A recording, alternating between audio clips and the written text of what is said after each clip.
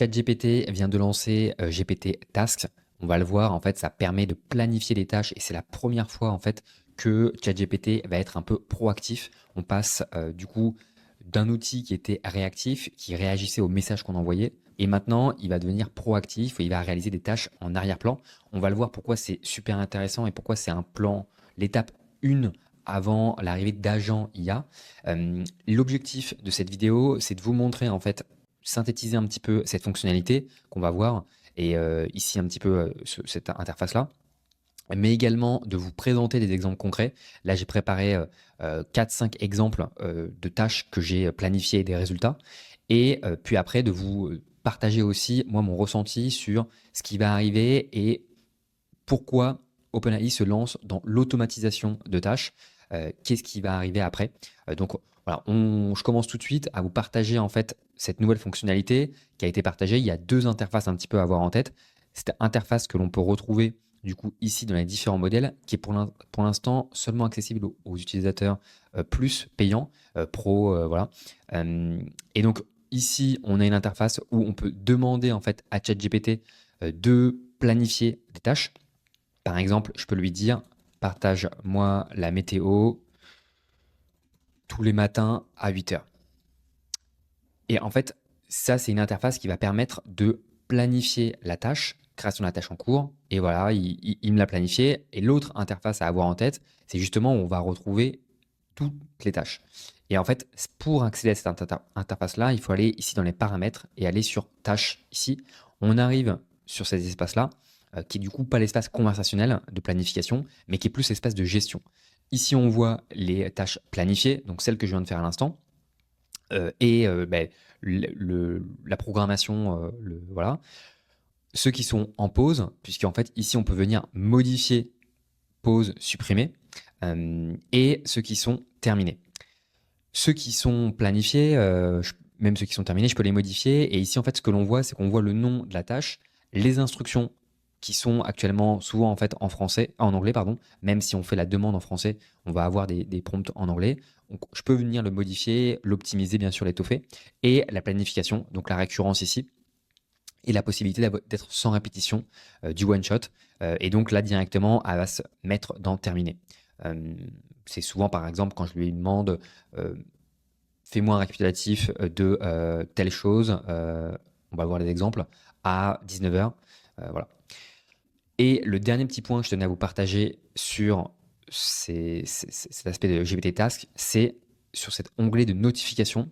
En fait, du coup, maintenant, cet onglet de notification, il va permettre de personnaliser un petit peu les notifications qui vont arriver. Soit vous allez pouvoir avoir des notifications push, c'est-à-dire que là, sur votre espace, sur votre ordinateur, vous allez voir des notifications qui vont apparaître, ou par email. Moi, j'ai activé les deux, et en réalité, quand vous allez paramétrer votre première tâche ici, on va vous demander d'activer ou pas les notifications push. Et après, si vous êtes sur Google Chrome, il va falloir accepter ici les notifications. Pour l'instant, la fonctionnalité de tâche, elle est disponible sur le web, sur l'application mobile et aussi sur les applications desktop.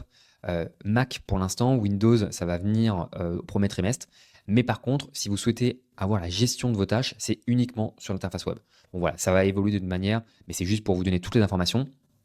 Et en fait, ce que je tenais, avant de vous partager un petit peu les exemples que j'ai pu réaliser, je tenais, je vais supprimer d'ailleurs celui-ci, à vous partager un petit peu en fait cette entrée d'OpenAI dans l'automatisation, puisque en fait, quand on va sur un outil d'automatisation classique comme make.com, peu importe si vous ne le connaissez pas, en fait, la première étape d'une automatisation, c'est le déclencheur. Et le déclencheur, ce que je vais, en fait, si je choisis par exemple Google Sheet, le déclencheur ici, ça va être en fait un scheduler, donc la programmation à une date précise, à un intervalle. Et en fait, une fois qu'on a ce déclencheur, on peut aller réaliser une action qui va être par exemple de faire un appel à ChatGPT, comme ici, et ensuite d'envoyer la réponse. Donc là, ce que l'on a maintenant, c'est que sur l'interface, on peut facilement planifier ce déclencheur. Et c'est ça qui va être super intéressant, puisque maintenant qu'on a la possibilité sur ChatGPT d'avoir des déclencheurs, aujourd'hui, ce déclencheur, il nous permet d'utiliser uniquement les fonctionnalités de ChatGPT. Donc ça veut dire la recherche web, ici la génération d'images, la possibilité de raisonner, l'utilisation de Canva qui permet d'éditer plus facilement du texte ou des scripts, et c'est tout pour l'instant. Mais très progressivement, on va se diriger sûrement vers l'utilisation de cette fonctionnalité de tâche ici dans les GPTs, donc des versions personnalisées de ChatGPT. Pour ceux qui se souviennent, peut-être il y avait GPT 4o avant disponible en Canva, maintenant ça a été intégré dans les GPTs, ça devrait être le cas ici pour les tâches. Et en fait, quand on va créer notre GPTs, ce que l'on va du coup pouvoir faire, c'est dans la configuration ici activer la fonctionnalité de tâche, ce qui nous permettra en fait de programmer notre GPTs et de réaliser des actions. Si vous le voyez ici, il y a une petite case d'action où en fait je peux réaliser des tâches sur des outils externes. Et donc c'est ça la puissance, c'est qu'on va du coup, depuis notre interface, planifier l'utilisation, la réalisation d'actions. Et potentiellement, le troisième temps, ça va être cette fois-ci une connexion directement qu'on va avoir avec nos outils plutôt que l'utilisation dans un GPT. Et maintenant, on va voir directement les exemples. Point à garder en tête, on peut avoir au maximum 10 tâches qui sont actives, planifiées. Et pour l'instant, on ne peut pas utiliser la fonctionnalité de vocal, donc le mode vocal avancé pour planifier des tâches. Le premier exemple de tâche que j'avais réalisé, c'est la possibilité, par exemple, d'aller rechercher des informations en ligne, donc par exemple le cours d'une action, et d'envoyer une notification si c'est en dessous de 500 $. Donc là, ça a été réalisé, c'est rechercher l'information, et il m'indique que comme c'était en dessous du seuil de 500 $, il a envoyé une notification. Et je vais vous montrer, en fait, là, ce qui est super bien, c'est qu'on voit le montant qui a été récupéré à cette heure précise. On voit les sources qui ont été partagées, puisqu'on a utilisé la fonctionnalité de Search GPT. Si vous ne connaissez pas trop cette fonctionnalité, vous pouvez voir une vidéo en haut à droite que j'avais réalisée. Et derrière, je vais recevoir du coup un mail qui me notifie que cette action est bien en dessous du seuil que j'avais mis. Et en fait, le mail que je reçois, c'est ce type-là, c'est-à-dire qu'il m'indique qu'il y a un update de la tâche, que du coup, je peux voir en fait le message et quand je clique, je vais voir le message. Là, j'ai supprimé ce message, j'ai fait plusieurs tests, mais vous voyez le principe. Ça, c'est une utilisation assez intéressante. On utilise la fonctionnalité de recherche. Donc, de la même manière, ce que j'ai pu faire sur la deuxième tâche, il me semble, c'est de faire voilà, un résumé une veille sur l'actualité IA tous les jours à 18h. Donc là, je l'ai mis en pause et je peux d'ailleurs reprendre cette tâche. Et ce qui est très intéressant, c'est que on utilise du coup la fonctionnalité Search GPT, on a notre résumé et après, malheureusement, je pourrais par exemple lui demander de rédiger un article de blog sur Canva, donc qui me permet d'éditer facilement depuis ce contenu, mais c'est une combinaison de plusieurs outils et de Search GPT et de l'utilisation classique de GPT. Donc malheureusement, il n'est pas capable de le faire. Donc c'est encore limité. Mais vous voyez quand même le potentiel d'avoir une notification directement dans votre boîte mail. J'avais fait une vidéo que vous pouvez trouver en haut à droite avec Perplexity, où j'utilisais justement Make pour déclencher une veille automatique avec l'IA. Pour tous ceux qui avaient eu des difficultés, là vous pouvez le faire beaucoup plus facilement dans ChatGPT. Alors c'est quand même comparable à Perplexity avec la mention des sources, etc. Donc là j'ai eu toutes les informations. Malheureusement, je devrais peut-être optimiser si je fais modifier les instructions, puisque c'est assez quand même général comme recherche. Et là, je vois que j'ai quand même des sources qui sont à 30, 60 jours, 170 jours, donc ce qui est beaucoup trop pour une veille pertinente. Alors, le troisième exemple que je tenais à vous partager, c'est ce que je vous disais, l'impossibilité malheureusement de rédiger un article de blog en plus d'une veille d'actualité. Donc là, j'ai eu que la veille d'actualité. Mais c'était pour vous montrer, malheureusement, même si vous l'indiquez et que la tâche est planifiée, ça ne veut pas dire qu'il va réussir à la réaliser.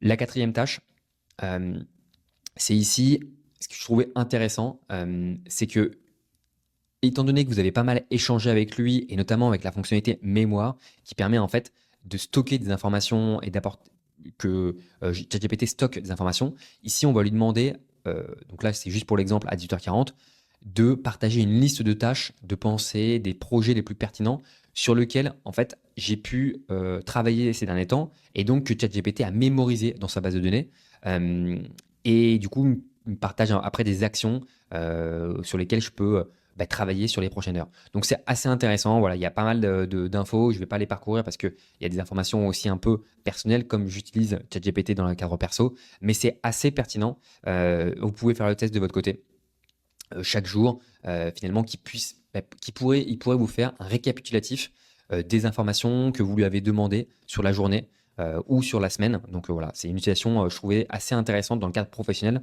Après, je vais vous partager des exemples plus perso. Et enfin, là, c'est un exemple sur l'apprentissage. C'est-à-dire que là, je lui ai demandé un script, en fait, Python à corriger sur Canva. Et donc, ce qui est bien, c'est qu'il m'a généré le script, un script à corriger. Donc, je peux l'ouvrir sur Canva, je peux l'éditer. Bon, là, malheureusement, il m'a directement indiqué que l'erreur était ici. Mais en fait, dans un cadre d'apprentissage, je pourrais cette fois-ci lui demander, par exemple, de me générer du contenu dans une langue étrangère pour apprendre, me former.